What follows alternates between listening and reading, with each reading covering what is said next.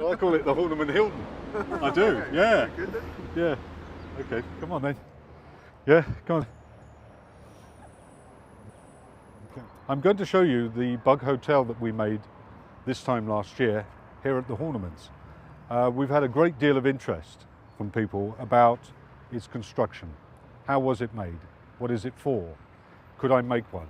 Where can I place it in the garden? What lives in it? All these things.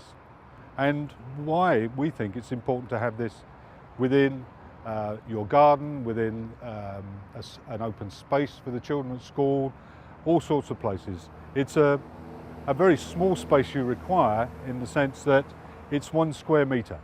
The materials you need. Okay, the materials you need is wooden pallets, and you can obtain these pallets almost anywhere.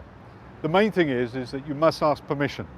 In this particular one, we've actually used 7 pallets. We placed the first one level to the ground, and then each one on top then is nailed one into the other. We take garden soil or compost if you want to buy compost, and then what we do is we break into our compost heap if you have one, and we'll place it all together. We'll mix it all together,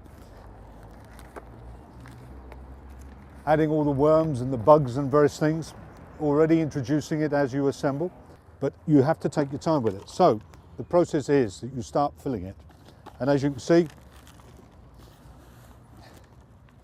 it all has to be tucked in by hand. What you need to do then is to start inserting the various seed heads, the bricks, the bottles into the side as you build the actual hotel up. To have the raised sides, the sloping in roof as I call it, is that what you do is you cut it in half, you place 2 bits of wood underneath there, and you make it sloping in wood. The top of pallets is angled to keep this bug hotel moist. If we were to have it flat, what happens is the rain will hit and it will just go over the sides.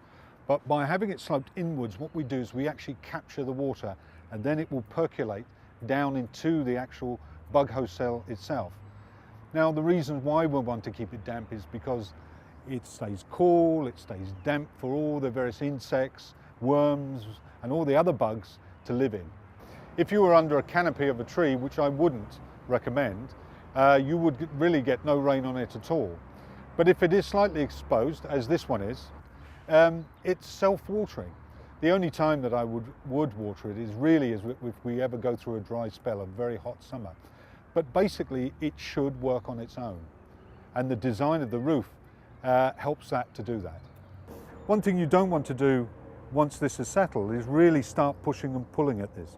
It really is a peekaboo, touch and feel, and stand back and see what comes out.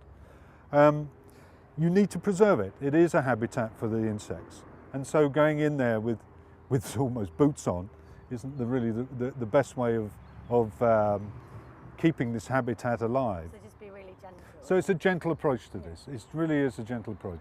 Because we do get sort of 600,000 visitors through the gardens a year, and it's quite a small space, and obviously it's a space to attract wildlife, so we've got to think about this as a habitat. Groups, if they want to book, can come and use it, and they just need to contact me and the learning team, and I can come and open it up for them, and they can either have a session with me or they can use it themselves. We do run school sessions in here. We've got one specifically about minibeast, which uses this garden.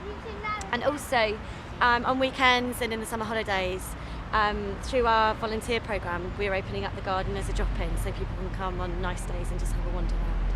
But the thing about it is what you're creating here is a habitat. And that's the most important thing, is it's a habitat for various insects, bugs, butterflies, whatever. And that's really what it's about. It's a serious statement in saying you can live here.